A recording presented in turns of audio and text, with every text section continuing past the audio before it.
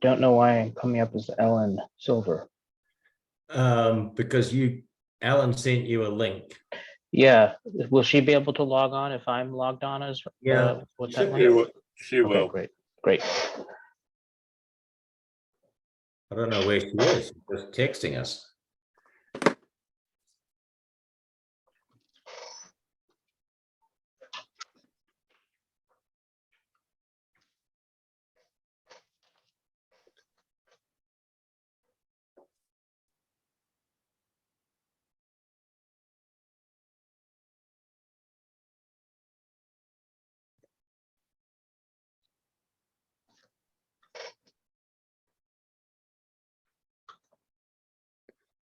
Um,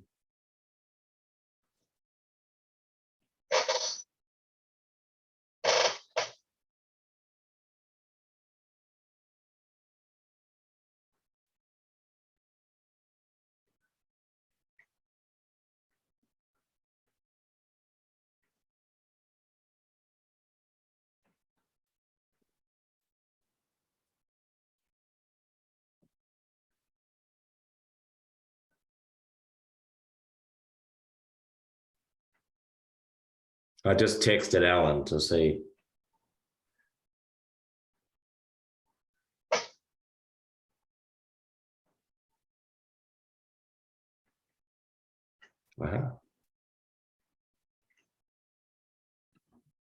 Hi, everyone.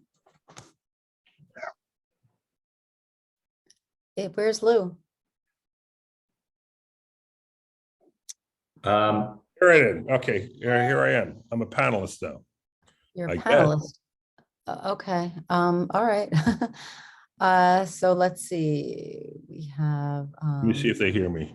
David is not here. Tim is not here. Anybody else not here? Oh, well, they have me Lou. listed as Ellen Silver. It's okay. I changed my, yeah, you can change your name. I changed my name because. Okay, Yeah, you I can didn't wanna change your be- name, Yeah. well, although I think everybody will they'll figure out I'm not you. not be that confused by that. Well, glad this worked out. Sorry for the All right, delay, all right. everybody. Sally, thank you so much. I'm sorry to bother you at home. All right, bye-bye. Bye-bye. Okay. All right, hi, Yeah. everyone. So given we're getting on a little late, let's just sort of get down to it if okay. So I want a motion to begin our meeting July 19th, 7:12 PM. Do I have a motion? Motion to do whatever you Texted. Okay, all in favor of starting the meeting? All right. Excellent. Okay. So we have with us two guest speakers tonight. We got to do the Um, minutes. And yes, thank you. I was going to get to that, Jen. Thank you. And I think we'll have a really good discussion from them. But yes, as usual, just on the admin side, let's just vote to approve our minutes from the June meeting. So I hope everyone had a chance to review them. Do we have a motion to approve those minutes? Yes. Okay, second, Liam. Second. All in favor? Aye. Aye. And who wrote the minutes? Was it? I did, and I'll send them to Robert. All right, thank you. I Okay, didn't yeah. know it had to be done. Yeah, he's very clear about what he wants with those minutes. Okay. Right, I didn't realize I was supposed to send them to him. Sorry. It's all fine. It's all good. All right, I'm thank you printing for stuff that. out here, so. So first up, I'm gonna let Tony talk to us about the ACE project tweak, as I guess we're calling this, or the grassy channel. And I will turn it over to you, Tony. Thank you, Ellen. Good evening, everybody. And hi, Neil. I know I didn't read Hello. your stuff yet, so I apologize. So just a quick update. So the FMAC flood mitigation, we met, oh my goodness, about, I don't know, a week ago, I guess. And there was a motion made to approve two tweaks. It was a resolution from the Board of Trustees. And the two tweaks, one was the grassy channel, and the second was to alter, change, redo both the railroad bridge and the Halsted Bridge. So I voted no for the resolution but 5 other people voted yes. So then I made a motion to undo the first motion, and I got 1 other supporter. So at any rate, the motion passed. Asked Ellen, you're muted. Oh, I'm sorry. I had to just say something to someone. Yeah, I'm unmuted. Oh, okay. I thought you were trying to say something. Okay. No, I'm fine. So the bottom line was the FMAC asked the board to ask the Army Corps to pass the resolution, and including the 2 tweaks, one, the grassy channel, and the second, this, in my opinion, a massive tweak, the railroad bridge and the Halsted Avenue bridge. So that will be up. So the boards discussed it. I guess it was it Monday night, Lou? Yeah, It was Monday night, and then I made my I put in my 2 cents that I supported the grassy channel, but not the railroad bridge, and just because I think it's huge, and I also think that the resolution as written was probably a page and a half long, and it talked a whole lot about how serious the storms had been and blah, blah, blah. And I was reading it that if I was the Army Corps, I'd be saying to myself, wow, these people really wanted to redesign the whole project. So I opposed it. So in short, this is going to be before the board again on the 25th, which is next Monday night. Mhm. And is that going to be the full session, Lou, or the? Yeah, it's going to be in a full session. Essentially, we'll be asking Jerry to bring that to the Army Corps. Now, and hopefully, the Army Corps will realize that this is just a minority, or not a minority, but it's just the last dying gasp of some departing board members, and they're just they'll take it with a grain of salt. But the idea that they're doing it is very infuriating. But it is what it is. But it I'm hasn't. sorry, can I just understand something? So I understand your proposal, Tony. I'm very well aware of that. The big tweak to the railroad bridge and Halsted Avenue Bridge. Who is driving that effort? Because this is the first I'm hearing Well, about that. So What? Natchez, Dan Natchez. So Dan Natchez, his opinion is that the ACE project with respect to those 2 features is not beneficial. Well, I mean, he wants them to look at including it, even though it's outside the purview of the project. I mean, it's just I think it's a poison pill. I think somebody's trying to kill the whole thing, but that's my opinion. But it's clearly not within the ACE project's purview. It's not included. So it's Okay. asking to include So just to be clear, that when the Army Corps reviewed the options, they looked at these 2 options of the bridges, and they did a cost benefit analysis and said it wasn't worth it. Yeah. I mean, so we could pursue it. We don't have to, but they, Why does the board have to? I mean, I get the flood mitigation committee has made a request, but the board doesn't actually have to agree, does it? No, they don't. But we have 3 problematic board members who are still there, and 3 votes controls the board. That's the reality of it. 2 of them are lame ducks, and this is their last. I don't know what, believe me, I don't know why they're doing it. Yeah. So basically, I'm giving you the update of what happened at our committee, and then what happened at the Board of Trustees meeting last Monday, and then coming up is going to be the vote this coming Monday. And as Lou said, I think Tom won't be there, but even so, it's a yes for 3. A yes of 3 is a pass. I think that I'm hoping that the Army Corps just looks at this and says, okay, hey, that's not a tweak, right? Because and maybe, I really don't know. I wish that the resolution simply talked about the grassy channel, because it's simple, it's doable in a shorter term period, and I don't think it's going to ruffle any feathers. That being said, we are where we are, and so I guess what I'm thinking tonight is, should or could or maybe, would the Committee for the Environment maybe make a recommendation to the board that they support the grassy channel? I really don't want to ask you whether you're supporting the other one or not, because I don't think that's my purview. But Lou, let me ask you a question. On next Monday night, could the board decide to break the resolution into, two resolutions and vote on them independently? Yeah, well, I mean, believe me, there's arm twisting going on behind the scenes, but yes, absolutely. And they may, they may figure out the reality of it.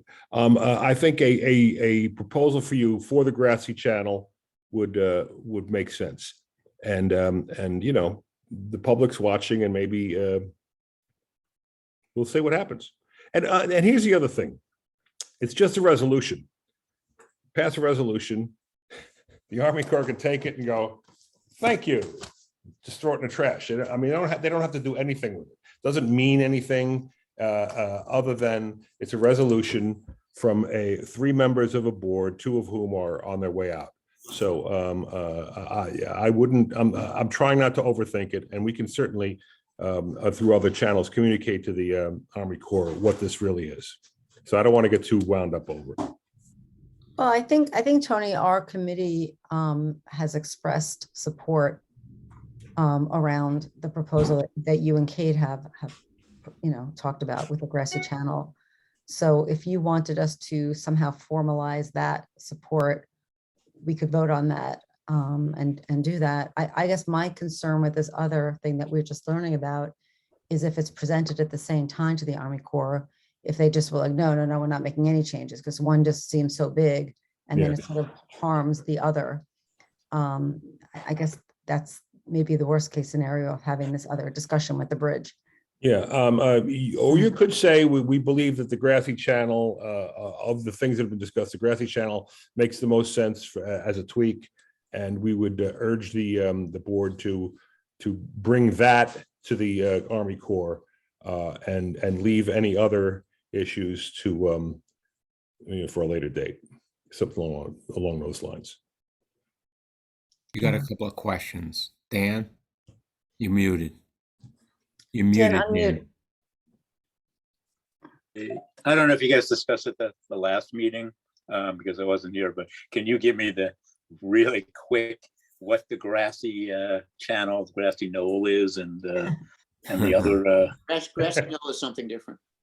It's the tunnel, Dan. Essentially, turning the tunnel, that's a tunnel into a open culvert, and then it would be it would be covered with grass, and it would go down as far, and it would function the same way, but it wouldn't be a concrete tunnel.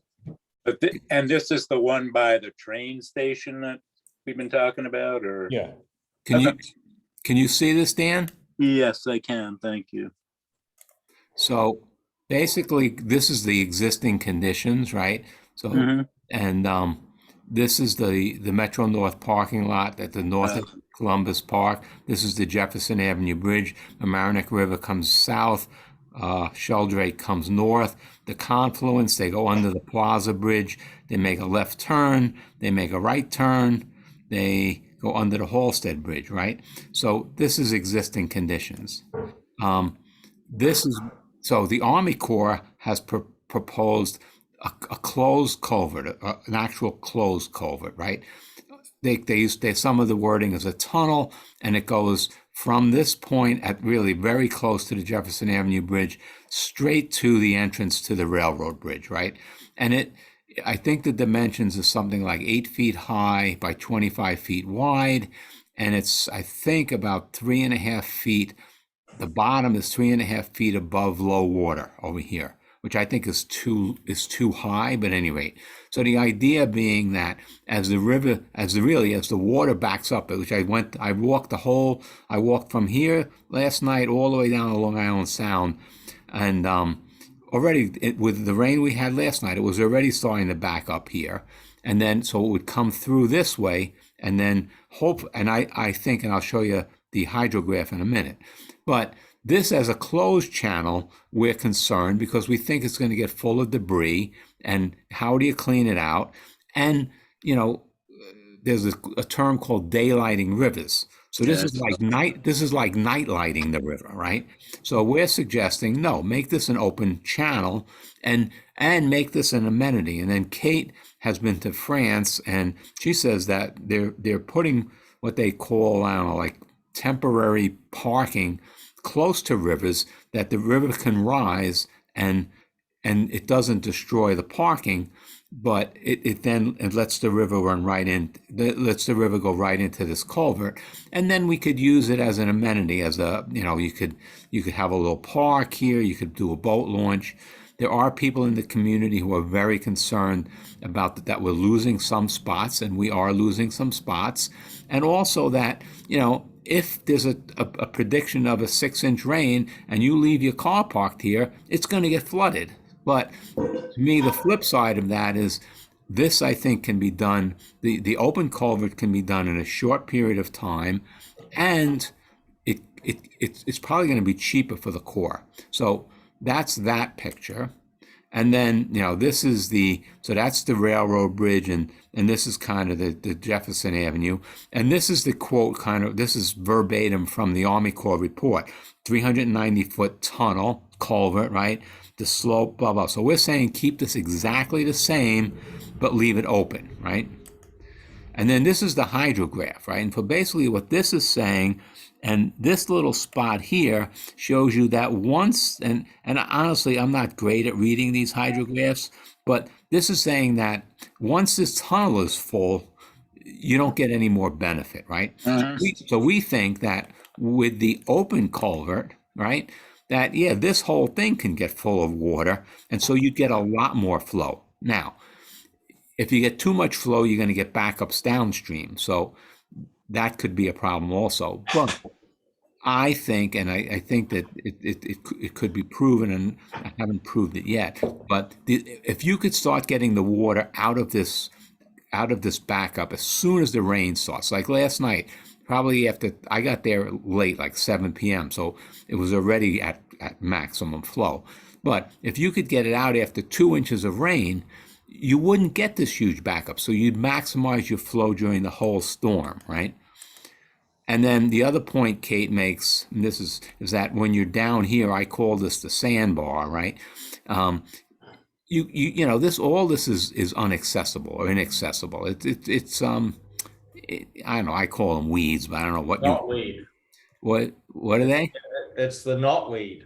Okay, the knotweed, right? Yeah. And so this would be now an open kind of quote unquote grassy area, and give room for the river to rise, right? And then I don't know if have you been, Dan? Have you been down to Yonkers Larkin Plaza in the last 10 years? Yes, I have. Okay. Where the DMV is. Right. Yeah. So this was the Army Corps project burying the Sawmill River.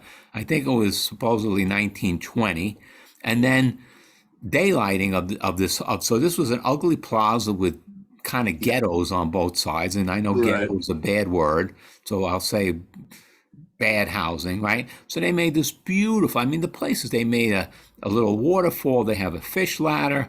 And it's really enhanced the downtown area. So daylighting. So we're saying, let's do this, not this. And this, I don't know. I haven't really looked at that one, so I can't explain it. At any rate, that's the bottom line here. And so my 2 cents is, I would love the Army Corps to consider this as a tweak from a closed culvert to an open culvert. And I brought our village manager down there a couple of weeks ago, and he's like, wow, this would help the environment. Looks like it would help flooding. And, you could start with, cutting open a channel and putting riprap in it on a short-term basis and a culvert here. So anyway, end of my sales pitch. I got it. Okay, thank you very much. In terms of losing spaces, I have a parking permit in that lot, and that lot is never more than half full these days. And, That and may change, but it's right now, we are not using all the spaces that are available.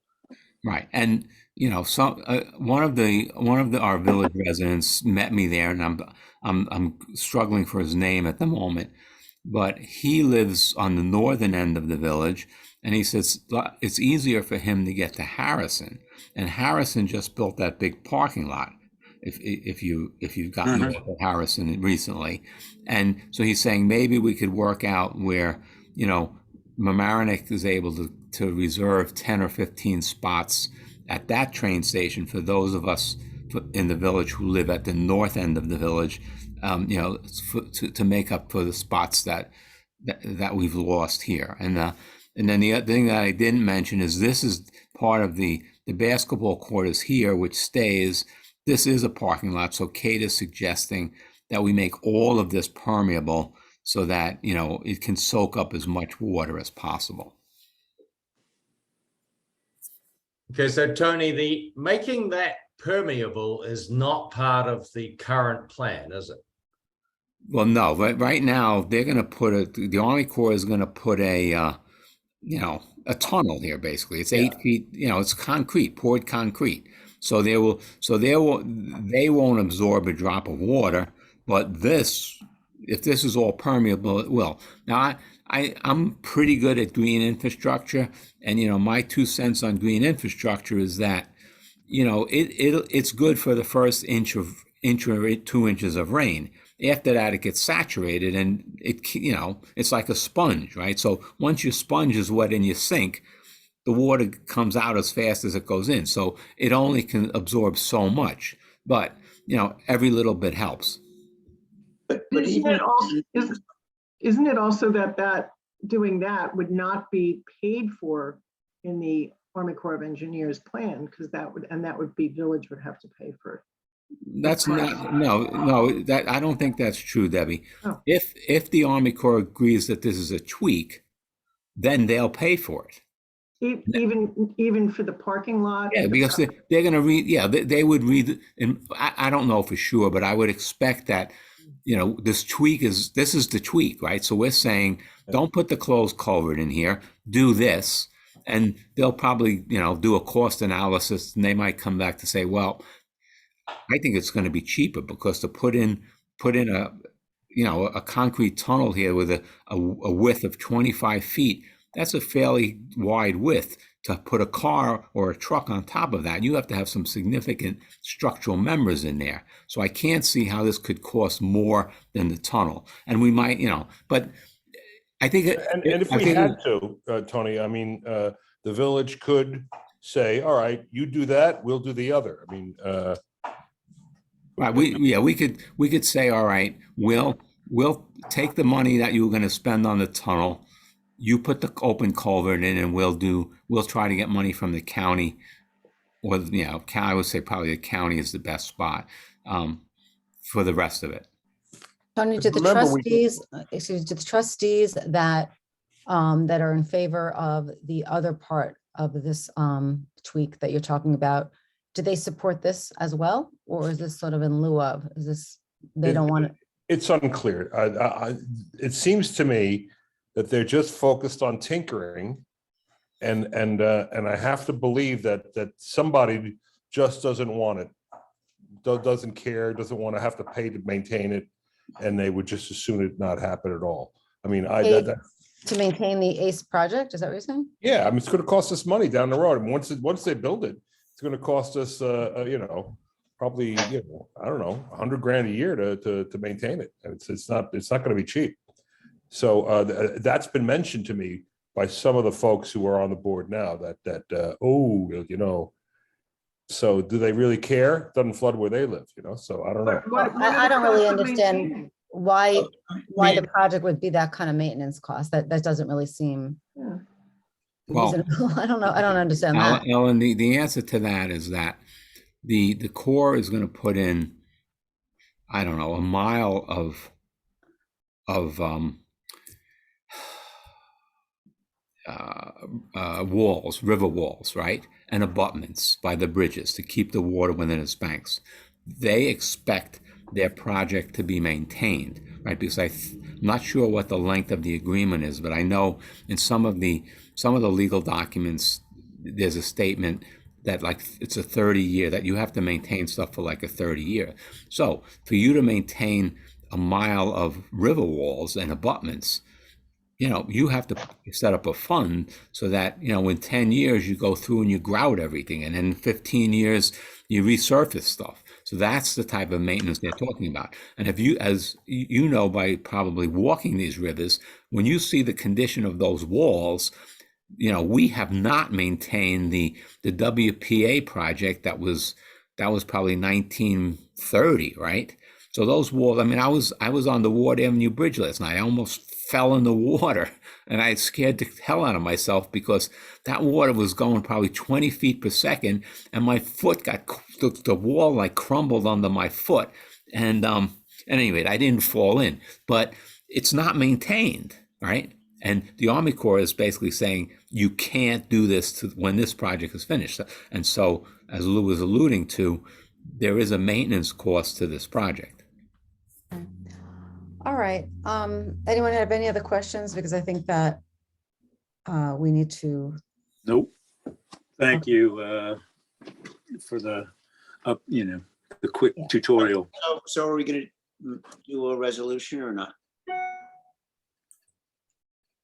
Well, I So think, Tony, I what just think is, we just say we're in favor of the tweaking to make the culvert an open culvert and permeable and a permeable parking lot. and if Dan Natchez wants to come before a committee and present his proposal, which we've not heard anything about, I mean, he's certainly welcome to do that. It's just not something that we've heard anything about. Well, and this particular tweak is far more sort of in our wheelhouse. Well, this tweak is in our wheelhouse. It's also not something to add to the cost. It's, as Tony said, it probably will be less money. And it certainly is, employing nature versus, concrete, which I think, yes, it's in our wheelhouse. Kate is a co-sponsor of this plan, which gives me comfort. So we are supportive. So why don't we, can I propose a resolution? Sure. Yes. So I think the resolution should go something like, the Committee for the Environment has heard and considered the open culvert proposal and encourages the village board and the Army Corps of Engineers to favorably consider it as an option for this project. As a tweak. It's an option. If you want to call it a tweak, we can call it a tweak. Well, because I think that was intentional legal. terminology. It's not a legal term. No, but it was intentional terminology. So the ACE. I think we should include open culvert and porous floodplain parking. Okay. Okay, so amended. All right. Thank you. We have to vote on it. Okay. So you're making a motion for that, David? I've made the motion. I will second it. Okay, let's take it to a vote. All in favor? Aye. All right. Aye. Okay. I Is don't that see. everybody? I can't see. Everybody? Tony, We better. Tony, if you take your presentation down. Oh, I'm sorry. Amy. Okay, hang on. I gotta stop. Thank you. Make it easier to see everybody. If you call for no's and abstentions, then we can say it passed unanimously. Yeah. Is your camera on? Anybody opposed? No? No. Okay, so we are in favor unanimously. Resolution passes unanimously. Go Debbie, ahead. you were able to get that? Anna, you can come up. I don't think I got all the wording Thank exactly. you so much. All right, maybe David, you could just send Debbie an email. If that's Thank you. okay with you. Can you do that, David? Thank you. Got the- I have the word tweak in it. Tony, as always, we appreciate your visiting us and your time on this. I think it's really important. And as I've said to you a few months ago, we are happy to partner with you on this project because we really believe in it. So thank you. Well, and thank you, guys. Thank you all for your support. It's really wonderful. So yeah, I'm going to be signing off. Thank you, and have a Okay. good day, good evening, whatever. Okay. Okay. Adios. Tony, before Thank you you. sign Right, off, Tony. Well, before you sign off, what is the actual language of the proposal, so I get it right? It's, Are you asking me? yes, because you Okay. have it on your slide. So I would say that, in fact, if you don't mind, give me 1 second here.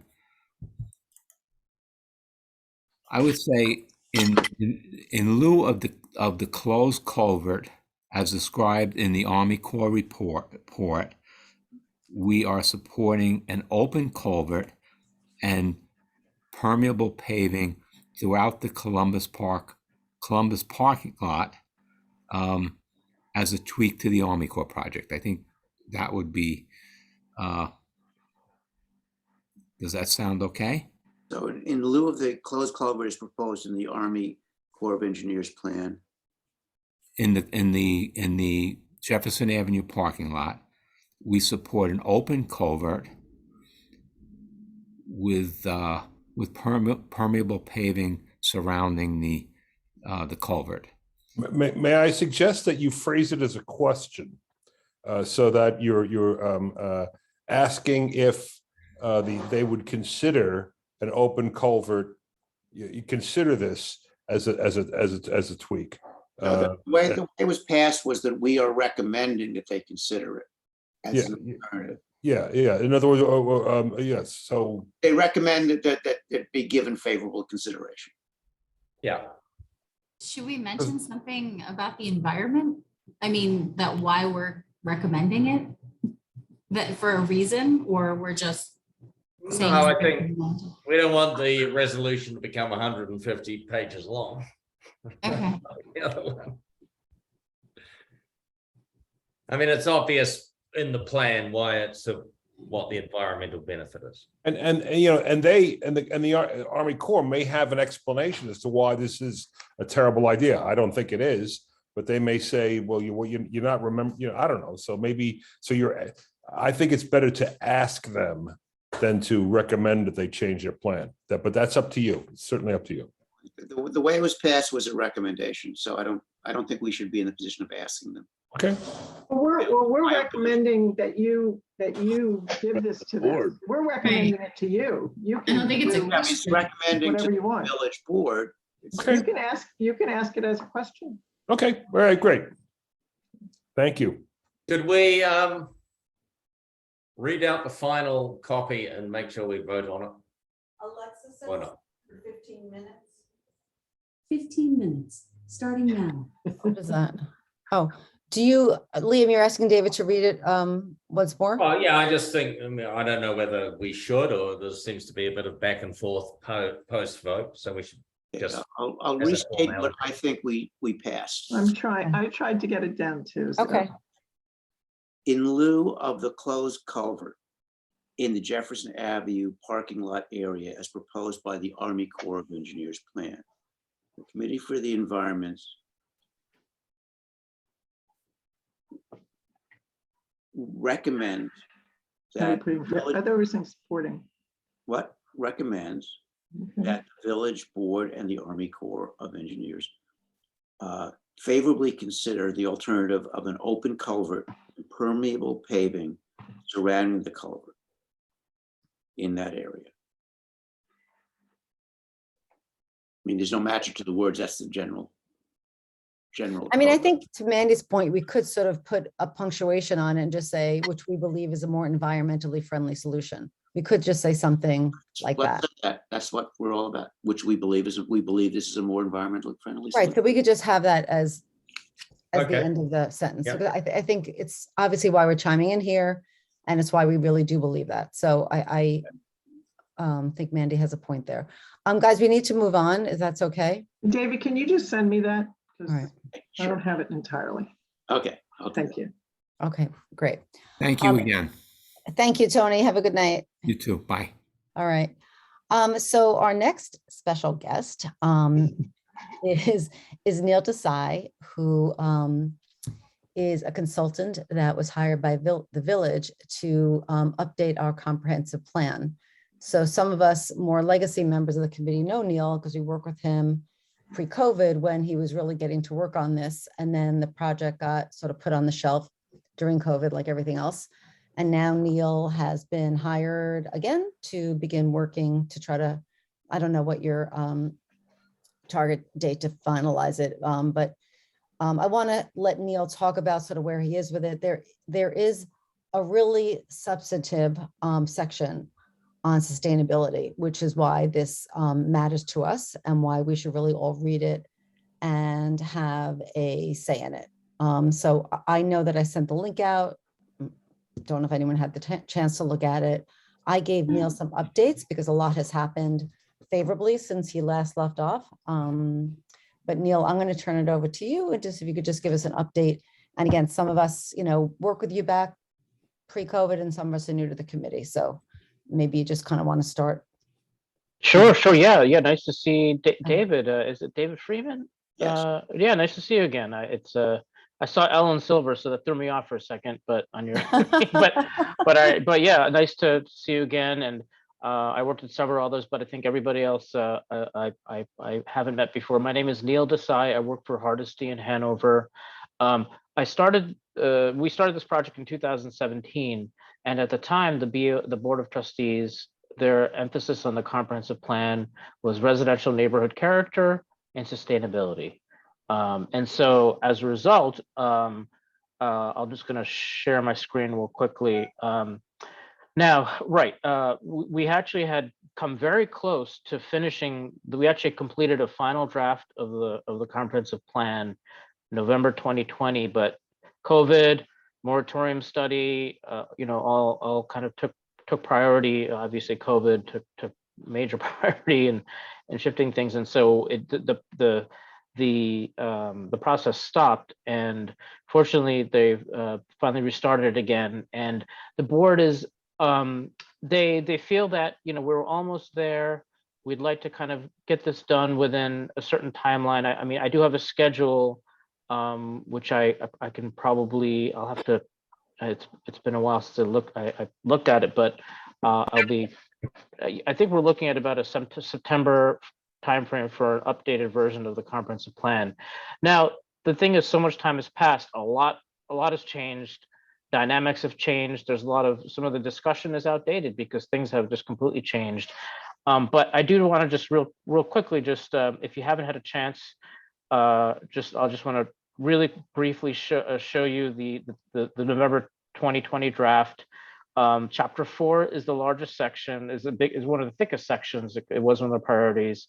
And what I intend to, and Ellen's given me a lot of great information to update this. And really what I found is during this whole process, even in 2018, things are moving very quickly with environmental initiatives in the village that, as soon as we put something down, ultimately we'd have to update it. So that was really, to the the committee has been, from what I have heard, very have seen, very fast-paced and effective in getting things, initiatives moving along, meeting climate smart communities requirements, the CEC requirements. So one thing I do in this section is we take an approach. We don't follow the CSC approach requirements directly, but where we follow what the village, what you all kind of want to really focus on, and then annotate where those actions meet climate smart communities and clean energy communities actions. And so just quickly clicking through, I encourage you to kind of take a quick look at, there's a lot of content in here. A lot of this stuff will probably move to an appendix. It's really good information. Defining sustainability, I think, is something we would want to keep, because that was a big question which everybody was asking at the very beginning. It's on page 28 here. I think, comprehensive plans often, become a little too comprehensive. So, I do want to kind of synthesize some of what this frontis matter of this chapter. It's a lot there, and really kind of get to the point, which is what the initiatives are. So there's a lot of interesting information in here, what other towns have done, some case studies, and I think it's all good information. But I think, I think it could be, things that could be shifted towards to an appendix. But also, if you have any thoughts on that specific thing, what I've done with the planning board is I had a discussion with them, an initial discussion, and they said, listen, I'm going to go through the chapter 5 and chapter 6, which is really where the planning board will be involved, when it's residential neighborhoods and land use and the development. And I just kind of write up some comments and questions for them, kind of very focused, so that, they can have a sort of an assignment, answer some questions and get back with me. I may do the same thing here. Ellen's already provided me with a lot of content for updating. But I think I may have some questions that I'd like to pose to the committee as a whole, and maybe what I may do is kind of identify pages in the chapters that I think I'd like more feedback on this chapter specifically, and ask for some comment. There was a survey that was done. It was that on sustainability topics, and real quickly, water quality, air quality. So this is a lot of information, and now it was really good, the comments in the survey, but it was done in 2018, and in some respects, certain things will have shifted. So that's another reason my work is cut out for me a little bit here. I have to figure out, how we can, how we deal with some of these existing things that we did that were a little more dated. We don't want to put out things that people will say, well, this is, from 2018, things have changed. At the same time, we did get a rich body of information from, or Savory did. We didn't have a super huge response, but it was very informative, especially the narrative, the things that people wrote in about what issues within sustainability they were concerned with. And so these are just some examples, some of those quotes, and it was very, very nice to see. Now, I guess really getting to the point of this all, which is really the action plan, and it's organized into these seven areas. And when you go through each of them, it's really meant to be a strategic plan, very, and all of the actions are divided into priority, short-term, priority meaning within the next year, short-term within the next 1 to 2 years, and then midterm within the 3 to 4 years. So it's kind of a 5-year plan. That's how all the recommendations are organized. They're all organized by topic. So this section, for example, is just the kind of the coordination aspect of things: clean water, and then there's clean air, and so there's it's an immense amount of information. A lot of the strategies, one of my jobs is to just kind of update things with some of the information Ellen gave me to capture what things have already been accomplished, and she's given me a sense of what things that are new since this is published. And really, I think that's really the quick summary of this chapter here. It goes on to section taking climate action. I think I know the village. I think one of the goals is to do another greenhouse gas inventory, and again, it goes to short-term priorities, short-term, midterm actions. And so I encourage you to click through this this section if you haven't done so yet. I think as I mentioned, I may need some more pointed, I may have some more pointed questions for the board, which will be a little bit more helpful than just saying, what do you all think? I think if I ask some more specific pointed questions, that might be helpful, because my task is to update this, and I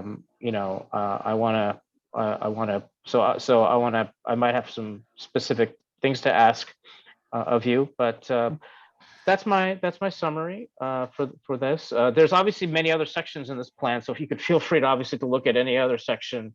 There are some initiatives, for example, in transportation, which could fit under sustainability.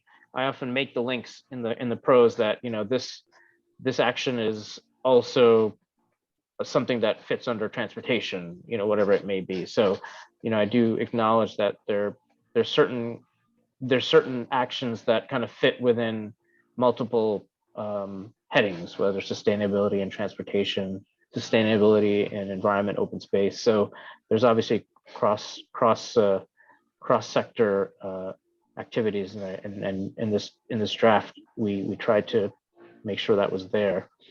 So are there any questions or comments right now about Neil, this I just want to jump in on two things. Sure. One, I don't know if what you're showing us on the screen, because it's sort of small, if it incorporates the changes that I sent to you. Oh, this is I'm showing the November 2020 draft currently. So this is okay. still the Okay. the old draft, the latest version of the draft that was it actually wasn't ever published until we decided to, until the village moved ahead and finally said, okay, let's go ahead and finish this. Then I posted it on the website for the project plan, vom.org. And so so this is the prior, the latest version. And so I'm going to start off with the materials you gave me and start going through the action items and things and updating those. Because I think what would be most productive is, since I've given you a lot of the changes, if you can make those edits, and then we'll send that draft out to our committee and they can further review it. That makes a lot of sense. That's a good point. Yeah. Likewise, as I mentioned to you, we've since set up a climate smart communities task force. Right. And we're having a meeting on August 2nd at 10 in the morning. At that meeting, on our agenda is to discuss how we're going to get to brown status. Right, So okay. when you talk about goals, short-term, medium term, I mean, I think that when I looked at that November 2020 draft, I was like, I don't remember being at the table sort of talking about those, those goals. And I think that it really needs to be all the right people agreeing that these are going to be the goals 1 year out, 2 to 3 years out, 3 to 5 years out. Okay. So, that August meeting could be a good opportunity for us all to have our minds together in that committee that will do the work. At least just, on the climate smart community stuff. Okay. I just think we should all be on the same page, literally, of what goals we're setting out for what time frame. Sure. No, absolutely. So if you want to join us for that, I could look Yeah. at that, obviously. But anyone have any questions for Neil?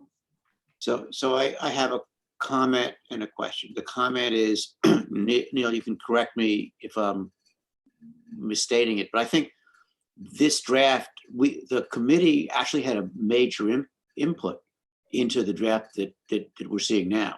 So it's not as if you haven't gotten our input already, I think. Am I correct in thinking that or is my memory corrected that we actually made a lot of comments on an earlier draft? Right. I think back then there used to be a sustainability subcommittee. I don't know if that still exists, but I would think that was David and Colin, I believe. But I do know that Dave, I think Colin, is that his name? Colin? Is Yeah. that his name? Okay. I mean, without a doubt, I know you had been, and possibly Colin had done some very detailed markups. So I would say that at the time, the sustainability chapter and the version you see here, the 2020, is a result of several rounds of markups. But I think the one area which I recall we had some difficulty was in not in identifying the actions, but where there were certain goals and targets. We all kind of we felt like when you go here, targets and goals, let me zoom in a little bit so you can see. Let me go to a section where it's a little clearer. In some of these sections, for example, I think in the targets and goals, so this is, for example, 20% of village property owners with yards pledged to manage lawns as part of the Healthy Yards project, that sort of thing. I remember we had some, we never really kind of, those kind of benchmarks, which are important. I remember, once we got through all of the content of updating, making sure all the drafts of markups on different strategies and such, and we at the end we had these goals that we weren't really. I think those are certainly things that we probably didn't have a chance to really get into more detail with the committee, but those are very important so that they're meaningful, whatever the number is, that they. So I definitely would like to, make sure those are represent what the committee as a whole is looking to achieve. So my recollection of our comments, a lot of the gist of our comments was we didn't want to make this just a feel-good document, that we wanted to actually have concrete steps and metrics that we could measure success. And I think you've done, I assume that's, I believe, based on my recollection, that you did some of that and you've probably done some more. Yeah, no, so there definitely was, I would say this section, out of all of the sections of the comp plan update, was the where there was most other eyes, editors reviewing it carefully. So, but nonetheless, I think we should do that again, to the extent possible. So the next update when this is completed is solid, and it represents the goals and benchmarks that the committee and the village wants to commit to. So yeah, so we definitely had rounds of comments on this from David and Colin, and to the extent other members, I don't recall. The entire committee participated. Yeah. The question I have is that since we last set eyes on this, the state legislature passed the CLCPA, which actually is a major step toward climate smart planning and policy. And I'm wondering to what extent this draft either reflects those new benchmarks or can be made to reflect them. This draft was 2020. It doesn't. It's before that. So maybe there's some coincidences. Change might need to be made in terms of looking at the CLCPA and seeing what, if anything, that does to these goals. Right. Absolutely. Wasn't the CLCPA passed in 2019? No. Oh, when was it passed? It was passed last year, I believe, or 2 years ago at most. I don't know if everybody's aware of this, but for those of us on the Climate Smart Task Force, this is actually a priority item, and we get points for having this. Comprehensive plan with a sustainability element. Yeah, I mean, it has to meet certain requirements. Right. But it's a priority item, which is really critical because you need to have 3 priority items to achieve bronze status. So I think, Ellen, your recommendation to update this so that it reflects as much as what's current, and then is a good suggestion. That way it's probably will save time. Yeah, because then you won't get the same comments over and over. Right, exactly. That's what I would get. Yeah. We did this already. Exactly. That sort of thing. Exactly. So I think that's a good suggestion, and I'll go with that. And I need to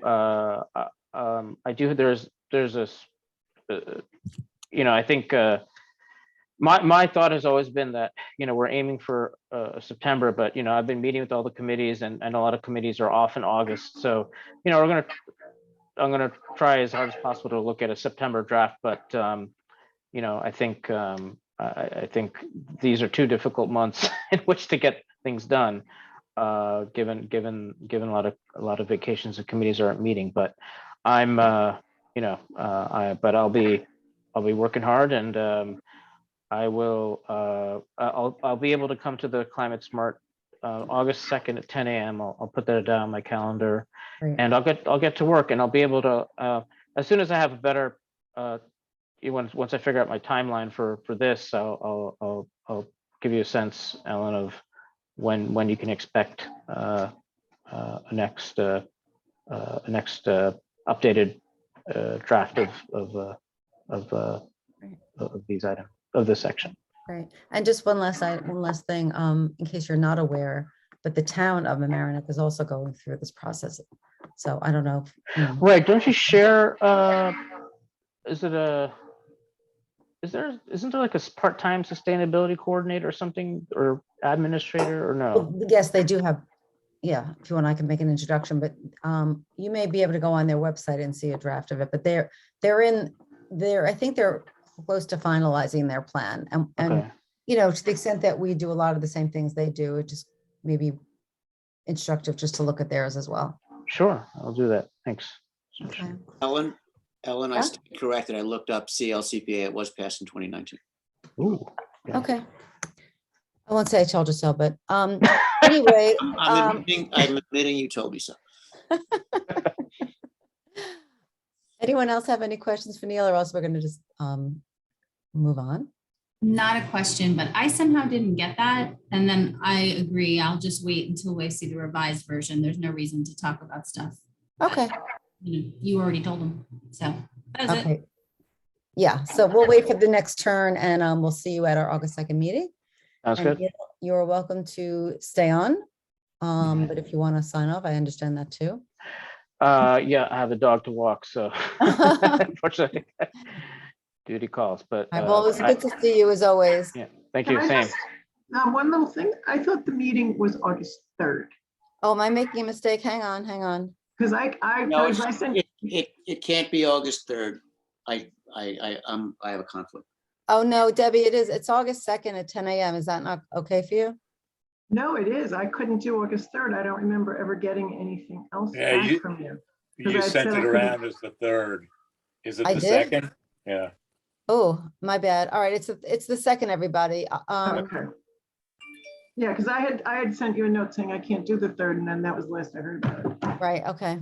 That's the 2nd. It is the 2nd. A Good. lot of balls in the air. Okay, great. Much better. Great. Yeah. Perfect. All right. All thank you. righty. All right, Take thank you, care. Neil. All right, bye. Okay, let's just moving on to the next item. So most of you probably recall that last fall, I think it was last October, there was a repair cafe. It was at the Mamaroneck Senior Center, and it was sponsored by the town and the village. I'm not sure if Larchmont participated. But basically the collab, I would say, really did much of the heavy lifting, but we were a sponsor. We had some volunteers there, including myself. And it was the first time doing something like that. And it was very successful. So, repair cafes are really about zero waste. It's about, you have something that's broken rather than just tossing it, maybe trying to fix it and give it a second life. And they had, I don't remember the number, but they had a fair number of volunteers that, were fixers. They had guys doing computers and someone doing jewelry and lamps and, all sorts of things. And so there is going to be another repair cafe this October. It's the weekend of October 16th. I am not around. I have a parent visiting weekend for school. But I really would like for the village to be a sponsor. I think it's the right thing to do. I think it was a great event. And by the way, it's a climate smart. It's a climate smart activity, and you need to have, sponsor 2 events within 5 years. So that will have been our second event. And it just keeps us sort of, forward momentum in that program. So I'm hoping that, 2 people from our committee could commit to being sort of our designated volunteers. We'll obviously help promote it on our social media, but we do need 2 people who will try to solicit fixers who will actually help out at the event on the day of, maybe volunteer 1 or 2 hours. I volunteered at the welcome table last year, and it was fun. It was actually a really good feel-good event. Debbie, you were there, right? Yeah, I did it too. I would gladly do it again this year. Yeah, it was really enjoyed good. it. It was fun. Yeah, it was fun. It's a bad date for me. I'm sorry? It's a bad date for me. I'm sorry. Okay, My husband's out of town, so I'll be with my 6-year-old. I gotcha. As far as I know, I don't have any, no idea. So I know we have a few people absent today, but I'm hoping we can get one other person to agree to help out. I would have gladly done it, but I'm just not around that weekend. Last year, actually, Tim was one of the fixers. Oh, right. Yeah.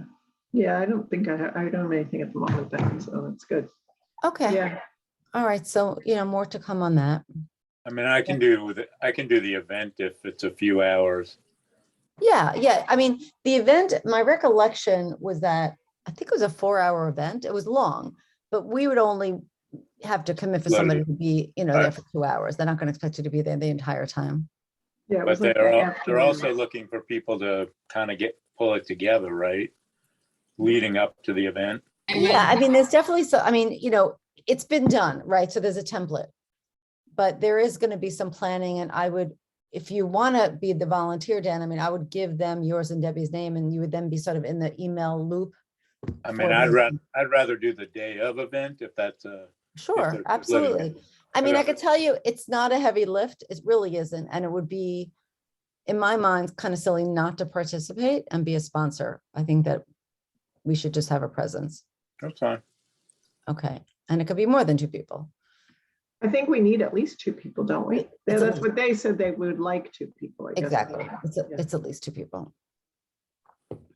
Liam, you seem like you'd be handy. You're muted, Liam. He's intentionally muted. Yeah. I'd be We can't handy hear at you. what? I muted myself because for some reason my computer started playing ABBA. Abba? Dancing Queen? Yeah, so no, I could help out on the day, but I am not particularly handy. No? No, so Oh. it would be the blind leading the half blind. Okay. as they I say. can break things further. Yeah, right. Last year, Tim did gluing. He did? Yeah, gluing. He glued people's, I don't know what he was gluing, but he did. He and another guy were gluing things. I can glue. I can glue too. Well, you gotta know where to glue though. I'll reach out to Tim. We'll see if he could do it. What's the crowd like? You could have some seeds to give away. Last year they had a plant sale, a plant table. Yeah, the pollen, Elizabeth Poirier had a presence outside Okay. with a lot of natives. So Yeah. they did incorporate that. And that's not what the event was about, but they sort of tagged onto it. Right. All right. We talked last time about new CFTE members. I think one person has submitted a resume. I haven't heard what has come of that. Lou, I don't know if you know. But we are down 1, if not 2 members. You know anything about that? I do not, no. I know that we're going to be looking at the whole committee structure when the new board sits. Oh, okay. Yeah, and we may, things may change. Oh, exciting. Yes. All right, we'll wait for that. So I haven't gotten any update. I know that the EV charging stations was on the agenda, I think 2 Board of Trustee meetings ago. But I don't know, Dan, if you have, but I haven't heard any update of what happened. It seemed like it was sort of all guns a-blazing. We're gonna do this deal with Blink, do 10 charging stations. And I just curious if anything has come of that. I have not heard. Lou, was it presented at the one of the board meetings or? Yes, it came up. I'm trying to remember now if it was passed at a regular board meeting or if I'm remembering a work session. But it's in motion. Let's put it that way. There was some question about, one of the board members wanted more information. But I think I believe it's headed for approval. All right, so Well- nobody said no. No, Yeah, okay.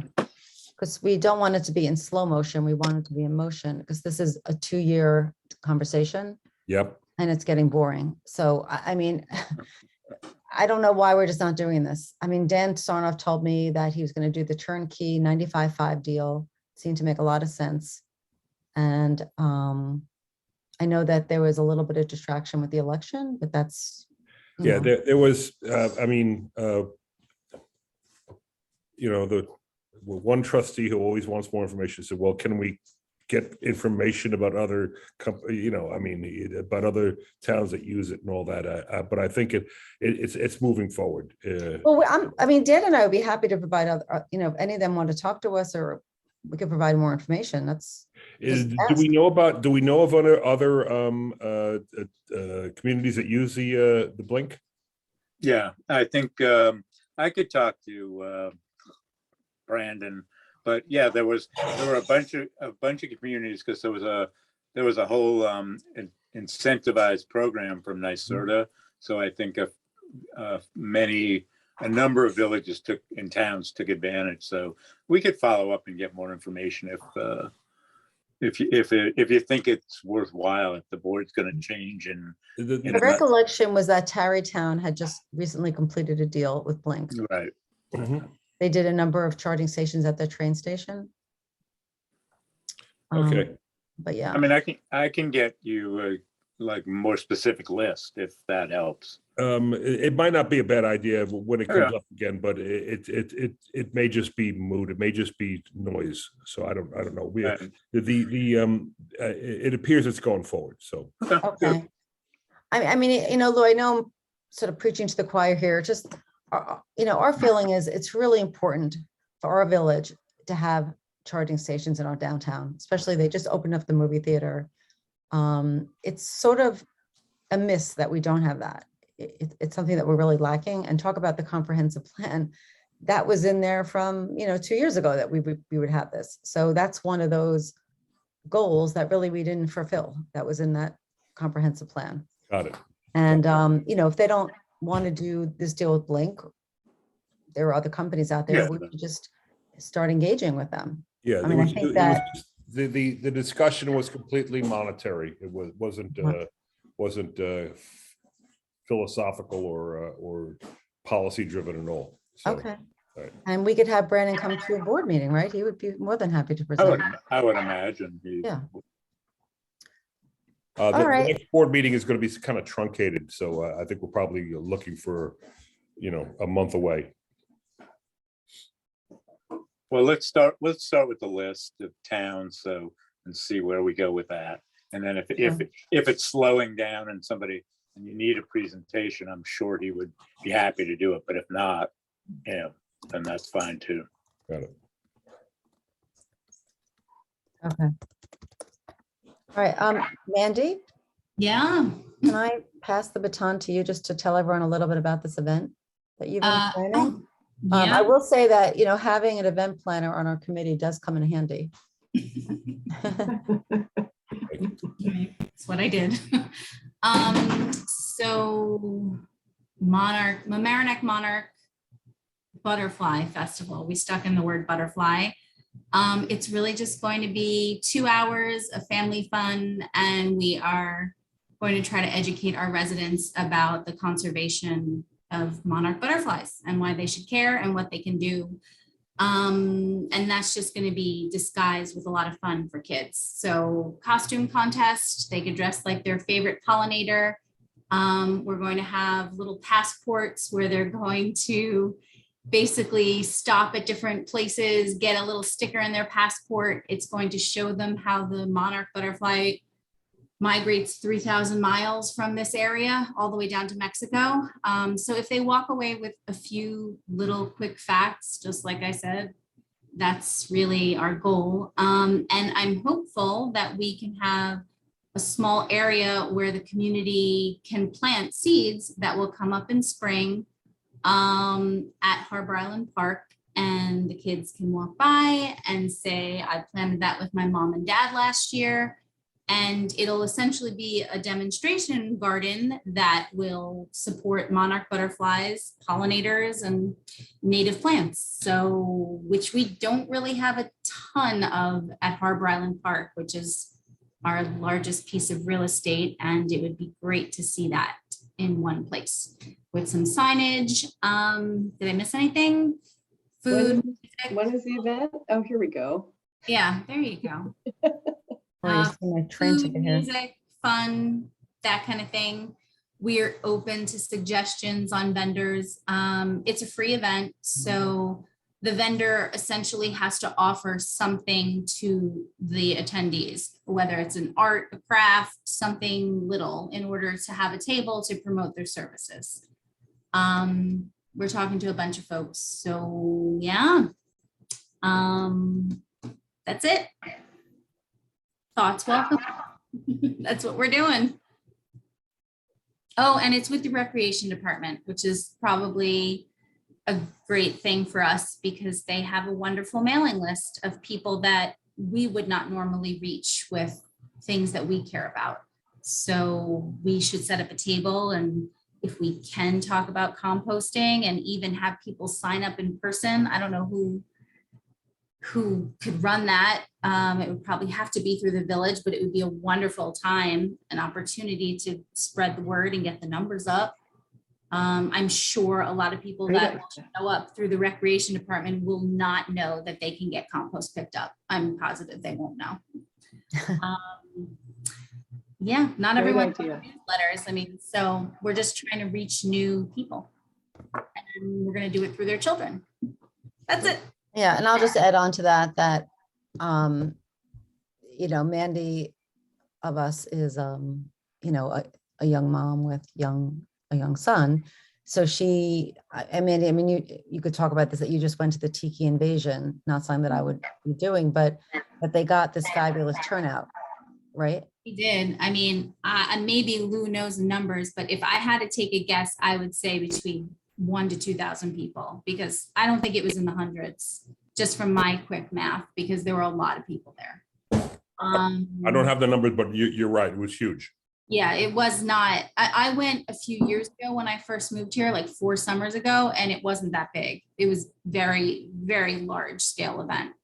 And they did it well. It was great. It was, the food trucks were a little messy, I'm not gonna lie, because it was a long wait. And so that's always something to consider, but it's just one of those logistical nightmares. But it was great. I don't know who pays for such an event, because everyone got 2 free alcoholic beverages, which I thought was pretty neat. Had to wait online. Don't know who pays for it, but it was cool. Fire dancers, bubble bus. I don't know. I don't imagine our Monarch Festival will be as large, but like I said, I just want to meet new people so that we could talk to new people, get them on a mailing list that we could talk about things we care about. So yeah, that's the goal. Great idea to have the compost bins. I think that's a great idea. I mean, if we can get someone there, that would be, like, I don't know who's in charge of, you know, they don't want us to sign folks up, but if somebody can come and, you know, even get people's email address to be like, oh, we'll sign you up, we'll call you on Monday or something. Yeah. Just open the conversation. I think we can still get people's contact details. It's just we have to give it to the village, and they maintain the list. Okay. Well, that's good. Yeah, I guess we just have to find out if, you know, they will accept us getting the details for people signing up. Well, isn't the process for signing up still calling the village? It is. The Yeah. number and you sign up. It's not that. Yeah. But maybe we There could is something about getting people something new. there. I mean, that's what I think, but, you know, get there, sell them a bin. I guess that's further down the agenda, the food scrap recycling, but yeah, the pilot program has run its course, right? Have they made an assessment of its? All right, Liam, you weren't with us last meeting, right? No, sorry. Oh, yeah, we talked about that. So I'm happy to jump ahead. Go ahead, don't worry. I'll catch up later. Okay. Well, festival stuff is kind of over, but I will take suggestions if anyone thinks of music, food, or something that could enhance and interest families. Just let us know. That's it, really. So Mandy, quick question though on that. It sounds like you're still looking for land to put the milkweed on. Is that correct? I think we're looking more for approval, maybe. Right. So you've already reached out to.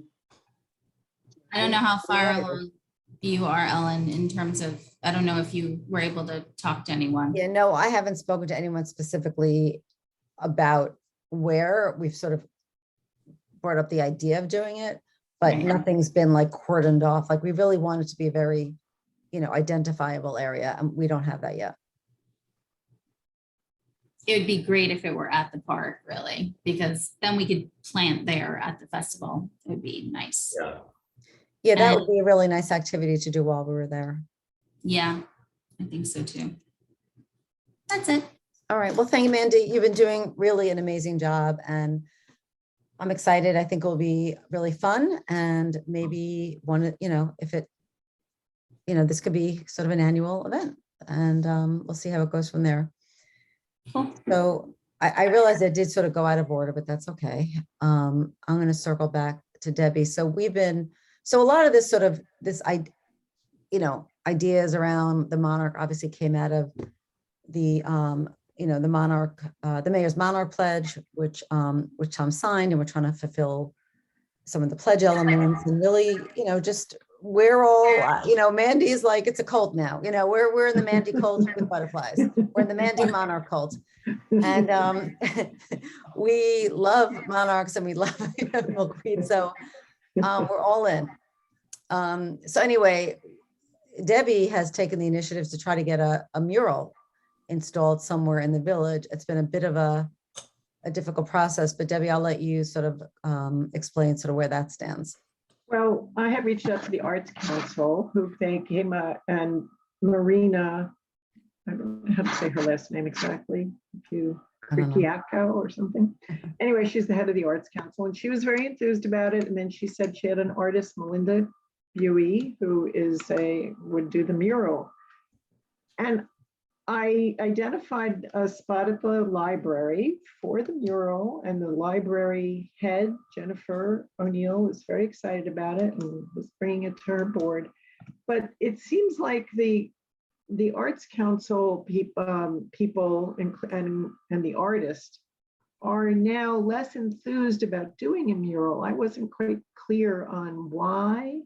But they don't want to do a mural painted on a wall. They want to do more of a banner, and it would have to be hung. And so I don't know whether the library is going to go for that idea. On this particular wall that's outside the library, whether it would damage the wall to, have to put like hooks to hang this. They're proposing doing a digital print on sailcloth. It would be like 8 by 5.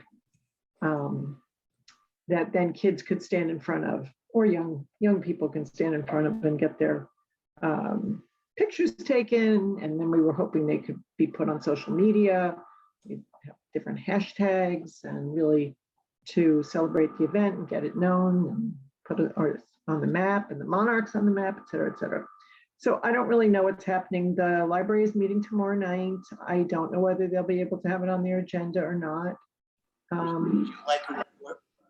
What? My wife is downstairs.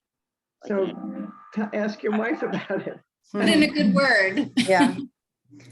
Debbie, Yeah. my take was that, so, the murals that are around the village that were put up a few years ago, that was not the Art Council who did that. For some Right. reason, it was a group from Larchmont, oddly enough. And I think that there was a little bit of blowback around some of those. And they're also saying that some of them are starting to age, and they're really hard to maintain, to get the artist back and Right. brush them up. So the Art Council has recently installed a sculpture garden, which is right across from the library. I don't know if people have seen it. Yeah. It's nice. It's And I great. think that Does they're not have more native- does inclined not have towards something native like that. plants. I'm sorry?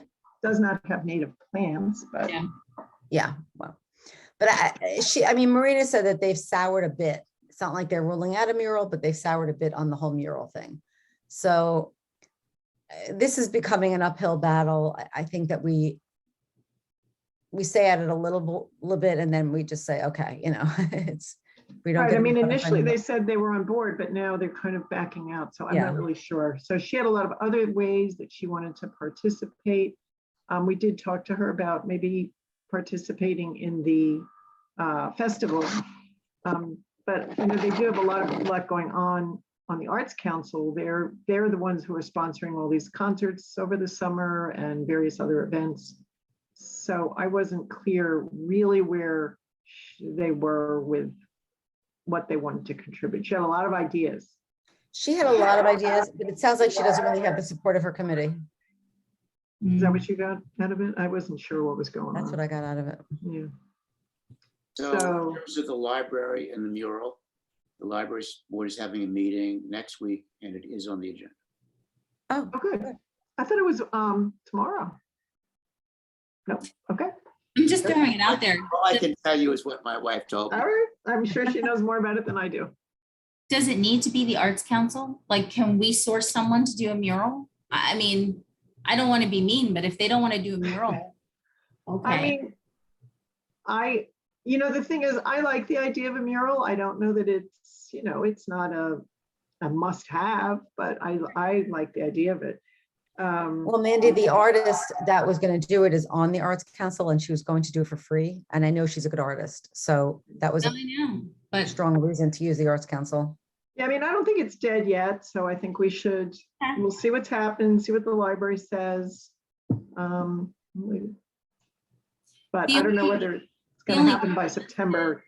the only positive to doing it on this cloth is that, a digital print can be reprinted when it's looking not so great. And it could also be printed in multiples. So you could eventually install one somewhere else. I mean, there is a positive to that, but. Well, we'd have to have their permission to do that, the artist's permission to do that all. So we didn't get into that. Actually, she didn't come to the meeting. She had a problem with the camp delay or something. So she wasn't able to come to the meeting. So it was unfortunate. Okay. So So let's see what the library says. more to come on that. Okay. So a few of us were on a call with Jerry, Dan, Sarnoff, Jeff on about, I'm sure you've all driven along Fenimore and noticed those bump outs. Has everybody noticed that? Yeah. I think a few heads nodding. David, have you seen that on Fenimore? What? I've seen it. I heard there was So an accident on yesterday. Fenimore and Prospect, it was a very dangerous intersection. And actually our former committee member, Catherine Desmond, and her husband were really strong advocates for getting this done, which is they bumped out the curbs pretty substantially on Fenimore. So when you're driving up Fenimore from the harbor, I believe it's the first block, which is, or the second block, which is Prospect. And Jerry approached our committee to say, because so there's a curb and then there's a fairly sizable grassy area, whatever that he wants to do natives, which is great. So he came to us saying, any suggestions, or do you want to sort of take the lead on this? And I think it's an amazing opportunity for us to do that. I know that I reached out to the Bedford Healthy Yards. I think we're going to reach out to, I don't want to mispronounce it, Mandy. It's the Xerxes Society. Society. I'm not even sure. I'm not great with that either. But the bottom line is it needs to be carefully planned because it is a large lot. You can't have, people's vision being blocked as they're crossing the street or whatever. But I thought that was a real nod and acknowledgement by the village of their commitment to natives, because it's a very visible area. So it really will showcase how pretty natives can be and beneficial. So anyone that wants to sort of get involved with that project, I think that would be great. I can have a meeting. Photos, by Ellen? the way. I'm sorry? You had a meeting with Jeff and Jerry, right? Yeah, I think that was Which last I week. unfortunately couldn't join because it Okay. was, I was at work. Anyway, Okay. so how did that go? Well, I think it went well in that there is a commitment to planting natives. Maybe it won't be 100%, but that was definitely the focus. And Jerry said like he could source a lot of the stuff at some of the nurseries that he knows in New Jersey, but I think he was coming to us to sort of have an opinion of what we think should be planted there. So did you see, because basically, I guess they hired a landscape architect that was taking a very traditional approach. And Jerry's like, no. He didn't want to do that. So he really wants it to be mostly natives. And he was asking us if we could sort of really take the lead on that. I'm sending everyone the photos now of the area Okay, thank you. by email. So if anyone wants to see it later, just to see how large the space is. I think he's talked about the planting September. 15th. Yeah, September 15th, mid-September, he said. So we have some time to sort of pick plants, but I suggested everyone, just if you haven't seen it, drive by, walk by, bike by. It's a fairly sizable parcel to plant. And I Two think of yeah. them. They're pretty big. I will say I saw something on the Mamaroneck Moms and Dads group today, the Facebook group. Yeah. And there was an accident there. You're And- kidding. No, and people started complaining. Oh my gosh. Yeah, I saw it too. I feel like I don't want to be set up for failure. I don't know. Then people were commenting about wait until the children start to walk again for school. I'm not that familiar with the actual traffic issues there, but it sounded like people were. Were they blaming the bump out? They said, one of them said it wasn't helpful and it's worse. And I don't know. I'm not really sure. I read it briefly before. I could probably find it again, but I'm sure people always have an opinion, but I'm like, great, now we're going to put flowers and they're going to say they're so tall, so short, maybe, I don't know, just an idea. Because I did read that. I don't know what the problem is. It might be more like who decided to put a bump out, but you know. Well, the bump out was supposed to help, Yeah. because I think that was a traffic hazard there, or crossing hazard. Right, that's what I understood. It's also that people aren't used to it yet. I mean, my husband said, what, I almost like ran into a car the other day because he's like, this wasn't here 2 days ago. So it could just be a little like getting used to it. Yeah, it's an odd thing to have in the middle of a road. I agree, you have to get used to it. And maybe when it's planted, it'll be more visible and people. Yeah. I think the hill doesn't help either. You know, you're like coming up to the hill and you don't know there. So they maybe should put something up. I don't know if they did. Maybe. Yeah, they did. There's big. Oh, they put those big crosswalk signs. Yeah. There's a crosswalk. There's a sign on either side. It's Nobody really, stopped for really me visible. crosswalk while I was taking the photos. Oh, really? Oh, gosh. Nice. No one. Okay. Oh, dear.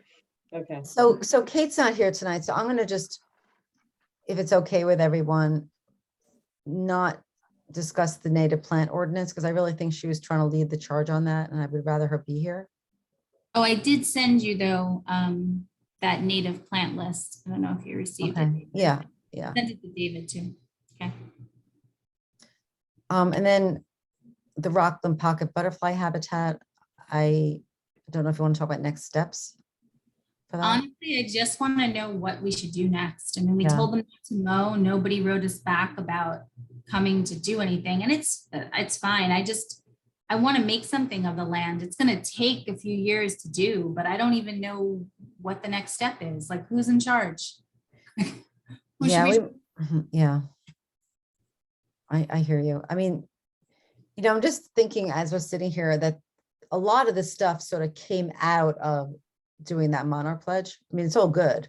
It did. But maybe we just have a meeting about all these different things, that sort of have come out of it, this event, the mural, this habitat. Lou, do you know where, this parcel that we're talking about, right? Yeah, I looked at it. It's a lovely effort. I don't know who controls it, and I'll ask Jerry about it. I mean, it's one of those things where it could just go back to being, The abyss. a weeded dumping ground, It is full of weeds still. or it can really be made into something very, Trash. very special. It has that potential. I'm pretty sure that's village-owned property, right? Did we not establish that when we were doing, all that work that we did Yes. for the Toyota?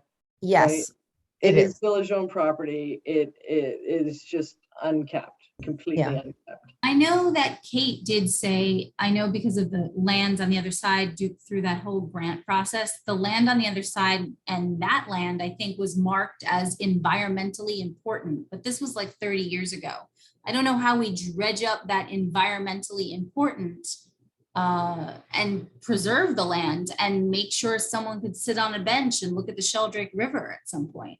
I mean, if we need grant money, cool, I'll go find it, but I just feel like I just want But- someone to be like, yes, we can do something with this land. You're- Let's make it. Mandy, something. you also need to be cognizant of what the Army Corps of Engineers may do down there.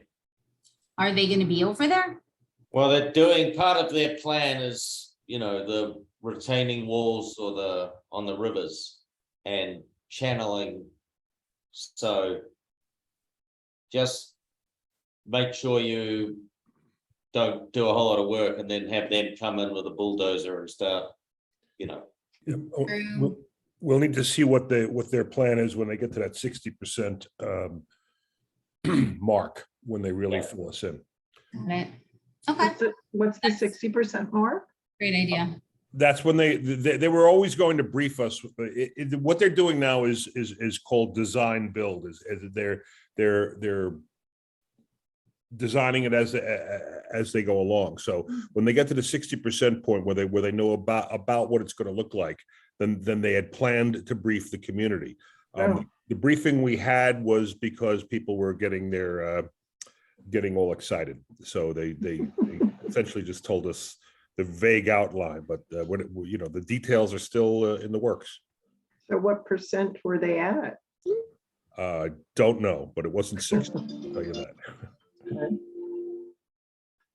I have a quick question before, sorry, I know we've been spending a long time on this, but Oh, go ahead. the Mayor's Monarch Pledge, how do we, so when we have met items that we've pledged to do, how do we substantiate that? What do we need to do? Anything? Or is it just, something that We just we as a update our community know we've done? Yeah, that's What's a that? great question. I don't have the credentials to get into the site. Actually, Tom Murphy has that, which we really do need to get. But you can go in and sort of write about, I mean, nobody really, it's not one of these where we're going to get a grant or anything. It's really just sort of, this is a voluntary thing. So it's really about, you can go in and write about your efforts. You could upload photos and But I think if we actually do get in and log in and update it, I think it could be something that could be used in the future for, for folks to be like, we did this last year. Please read all of our great information, for grant Absolutely. money, and it couldn't.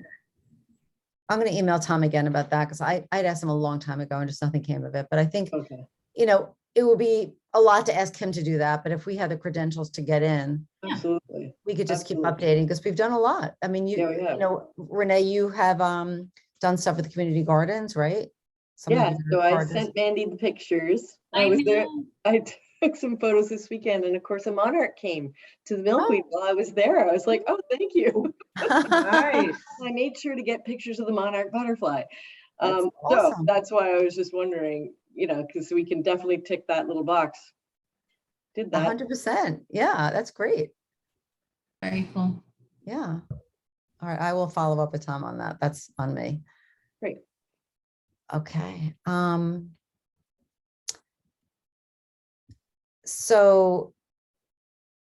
So let's just, last topic is the food scrap recycling. So I'll repeat a little bit for Leanne's sake. So yes, Leanne, the pilot is over. I think that Jerry, deemed it a success.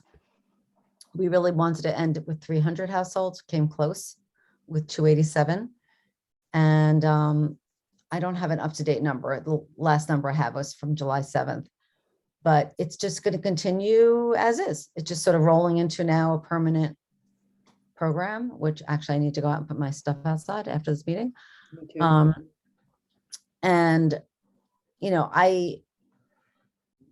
I let them know about a food scrap grant that I thought was really relevant for us to get equipment, because again, I think they're still just using a flatbed truck. And I think it'd be really great to also be able to buy bins and give them to our low income residents, just give them away and hope that they'll start food scrapping.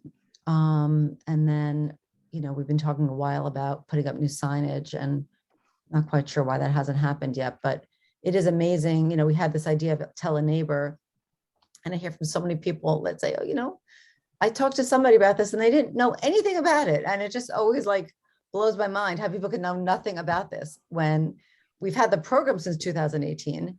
And now we've been doing pickup for over 6 months. So, So you do know, we have any new statistics as to the amount of food scraps being collected?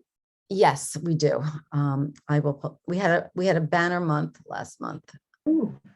Yeah, let me get the, I'm sorry, I should have put that in the agenda, my bad. Let me see if I could bring this up. Hang on. These the same issues that were in last month when we were talking about the DEC food scrap grant and the signage. Same thing. I think, Lou, I think you were going to talk to somebody, or somebody was going to talk to somebody. I don't know if it was you, Lou. It was somebody. Well, you know, maybe I dropped the ball. This was about, Or maybe, no, you know, it wasn't. I think it was because Dan Sarnoff was at the meeting and he said he would get Courtney to look into that grant. Yes, you're so right. Yes. So I will follow up with Dan. I mean, Yeah. you know, you could just lead a camel to water. It's, Well, they have a lot to do. I they understand. have a lot, but, they have a lot you going know. on, and there's only one consultant. But anyway, you could see that in June, we did 5.9 tons, which is, I think it's the highest number we've ever had, clearly higher than the June, you know, a ton more than June last year. Wow, that's great. Comparable period. So to me, that just shows how the program is really sort of picking So, Alan, did they have the, I mean, you know, the two guys in the truck. Yeah. I mean, do they have the capacity to grow it in terms of the numbers? Because obviously they are a finite resource.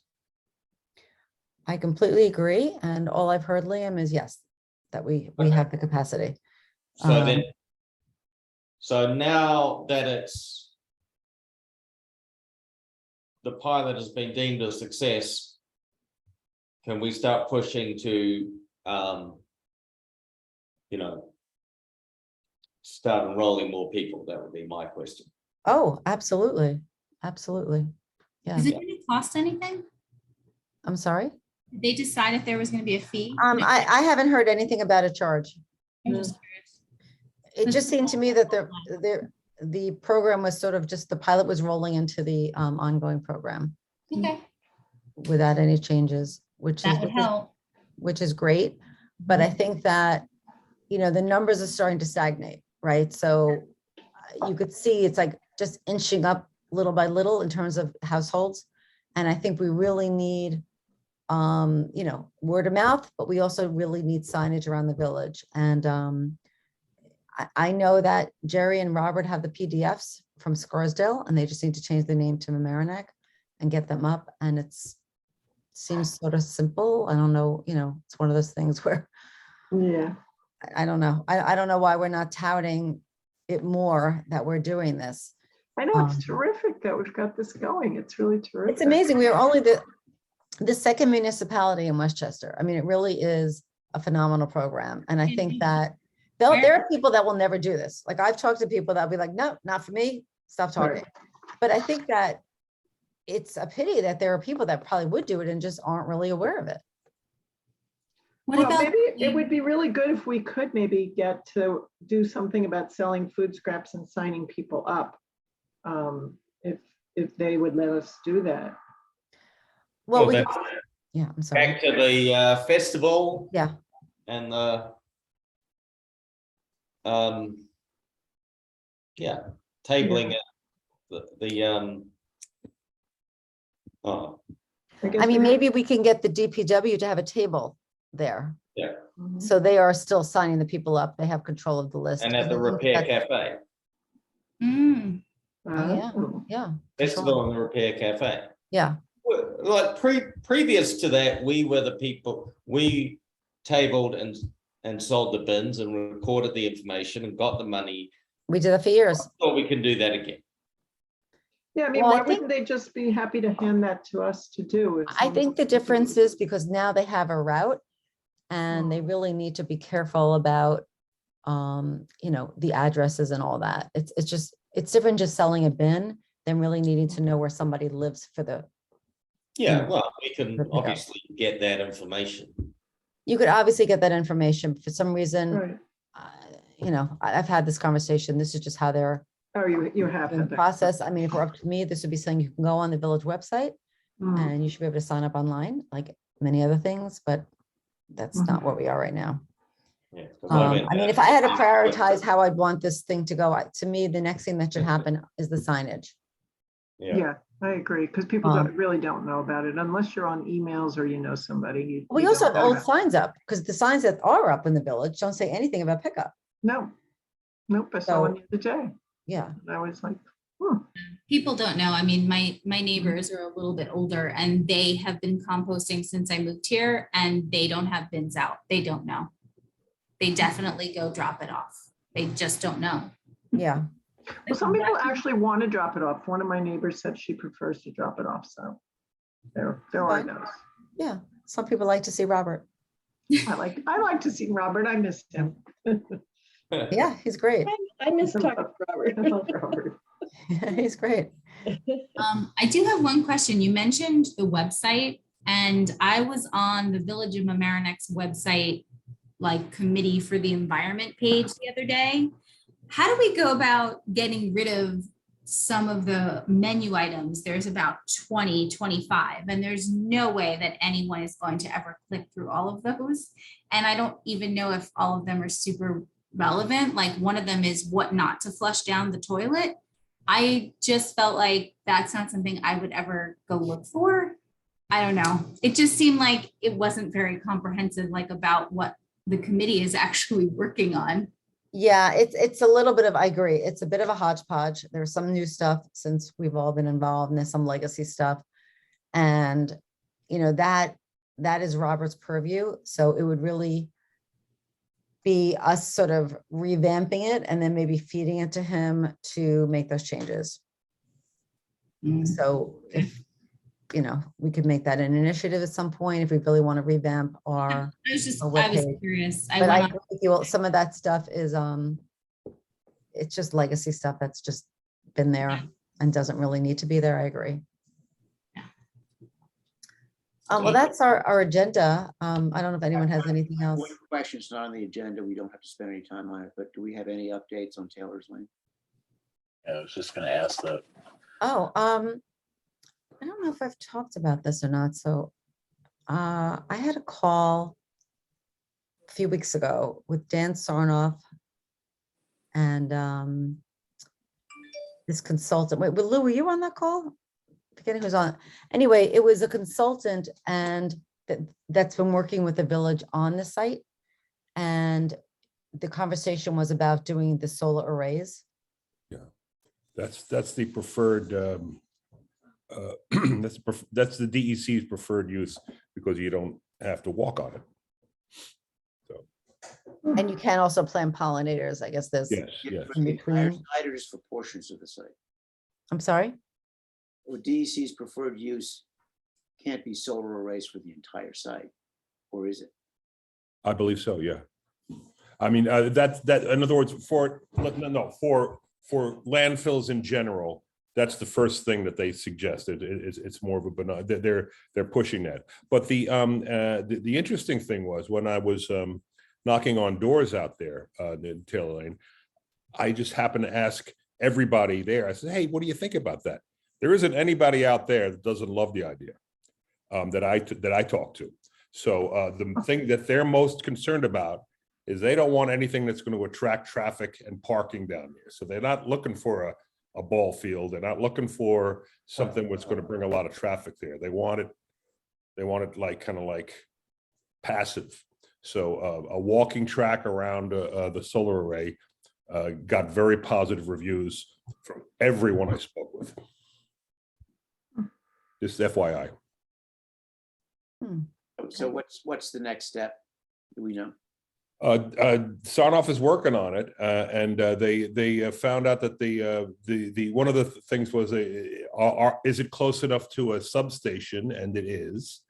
And then when they turn the site over to us, we can then begin to explore that. I guess we would have to decide if we're going to have somebody do it for us, or if we're going to build it ourselves and do municipal power generation, which would be my preferred approach. So what is the process? Are they going to turn the site over to us and then let us decide? Or are they going to turn the site over to us when we've decided what we're going to do with it? Not sure. I don't know. I'd be lying if I told you. I don't really know. Usually DEC likes to know what happens to its sites when they turn. Yeah, I think they, I think that, let's put it this way, it's a lot easier to get a solar array approved than anything else. So. What is exactly meant by a solar array? Just a field, a solar field? Well, there'll be racks of solar panels that would be facing the sun. Right, okay, yeah. And they'd collect, they collect the power and send it send it to a Right. substation.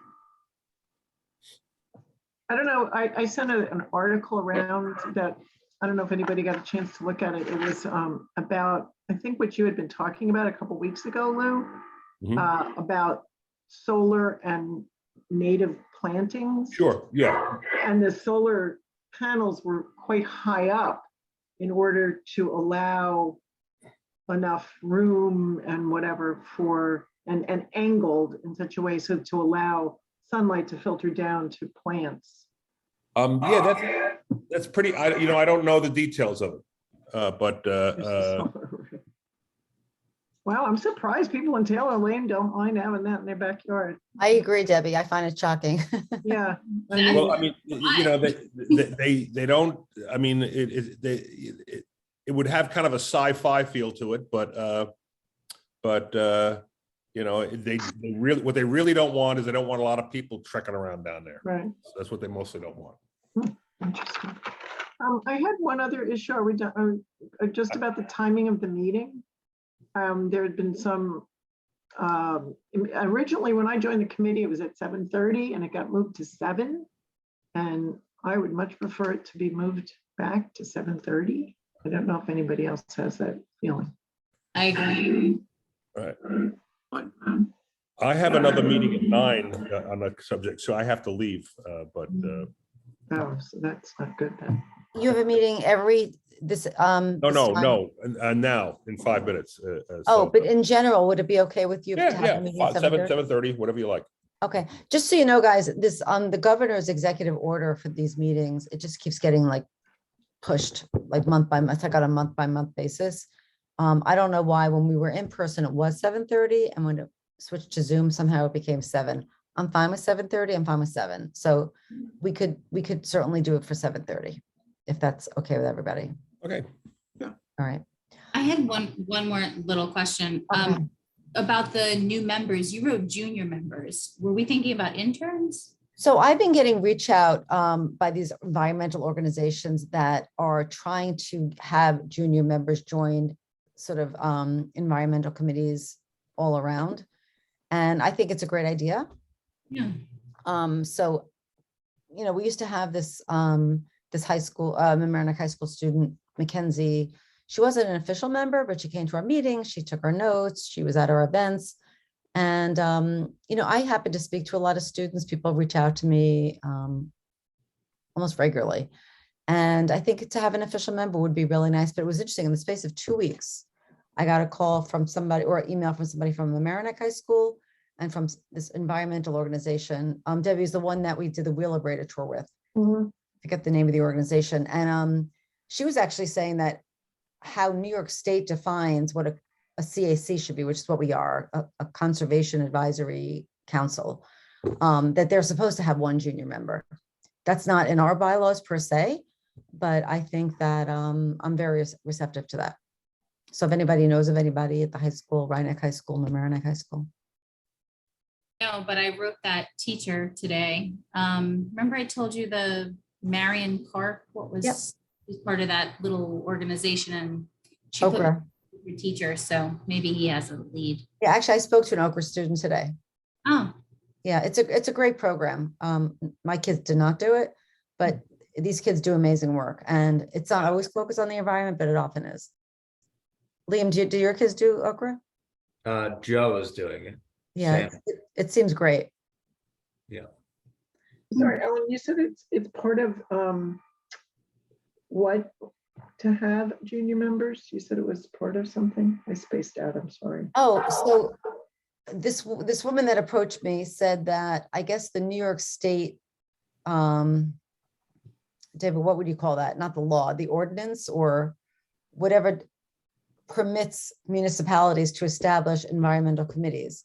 They're called CACs, Right. Conservation Advisory Councils, I think, or committees, that in the New York State sort of, the language says that there should be a junior member.